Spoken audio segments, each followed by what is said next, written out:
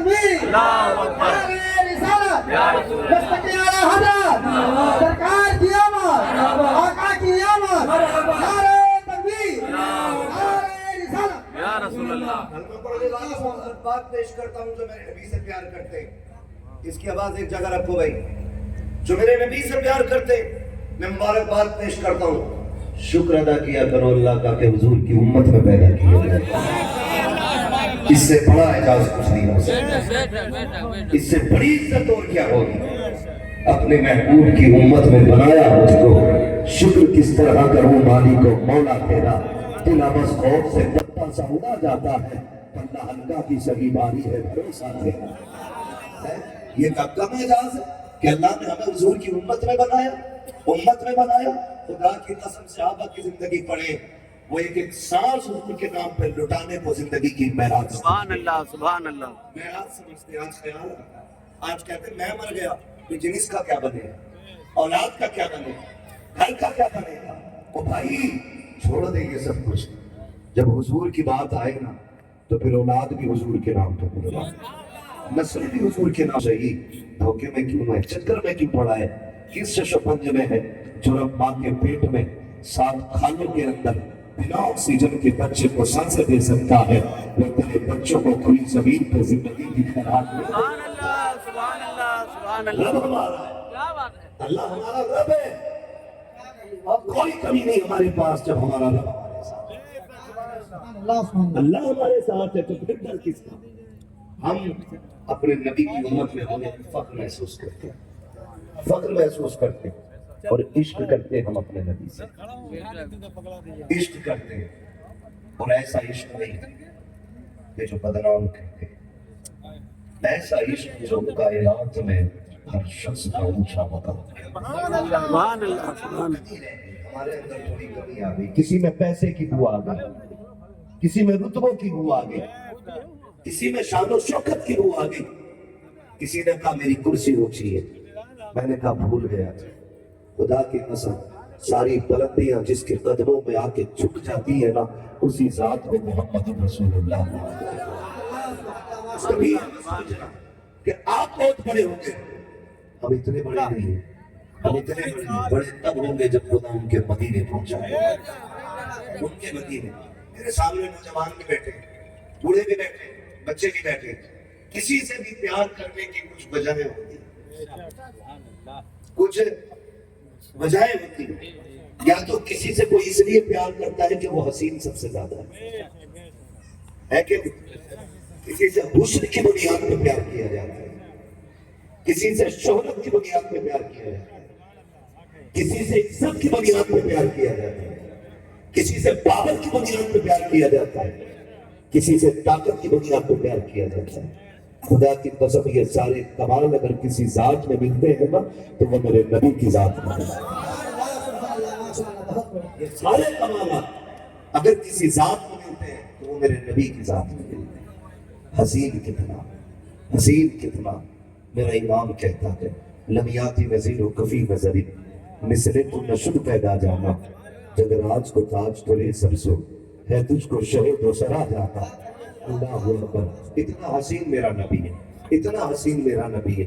تاریخ کا باپ پلٹے جب آئے نا 12 تاریخ کو آمینہ کے آنگن میں, پھر تاریخ کے یہ سنہرے الفاظ بھی دیکھیں.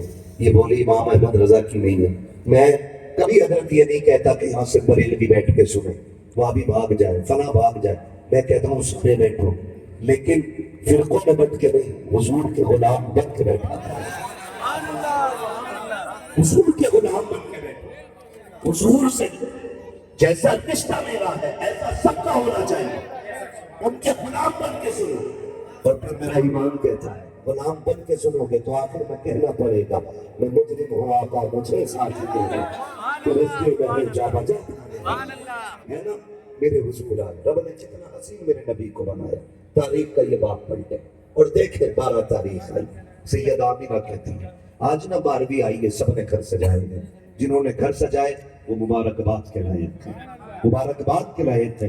اس لیے کہ گھر سجانا شرک و بدعت نہیں, میرے خدا کی سنت.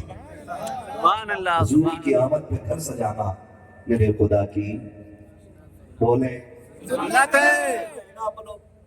परमिशन इन्होंने ली है। सरताज साहब ने बोल में रहा हूं और ऐसा लग रहा है कि खतरे में आप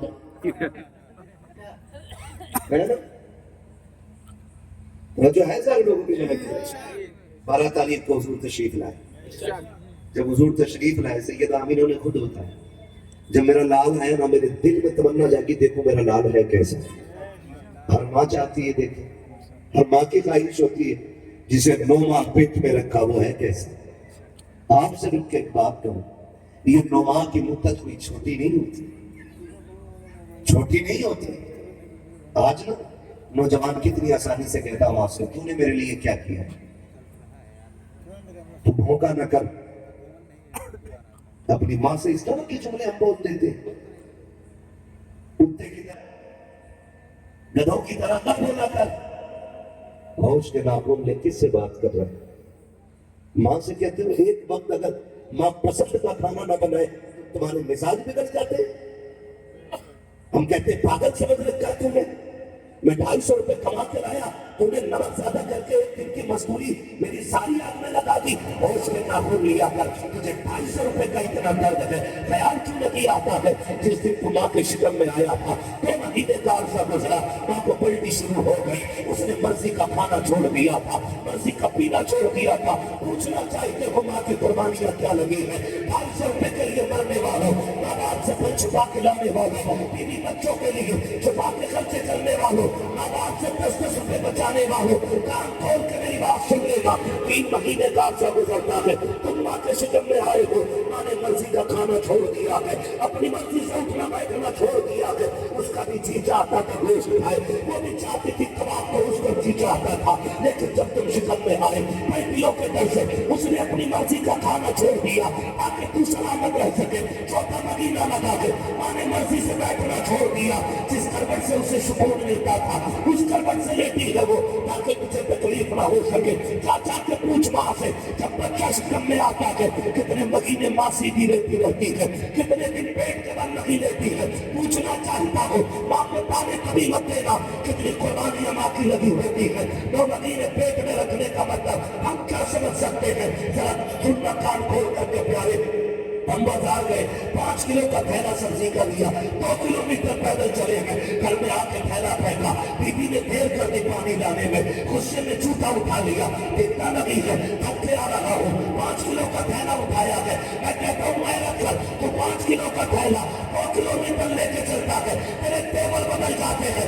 उस माँ को सलाम कर जिसने तेरे बोझ को 2 किलोमीटर लगी, 2 घंटे लगी, 2 महीने पेट में रखा है और आज कदम पे ये कहा है मालिक मैं रहूं न रहूं, मेरे लाल की जिंदगी में बरकत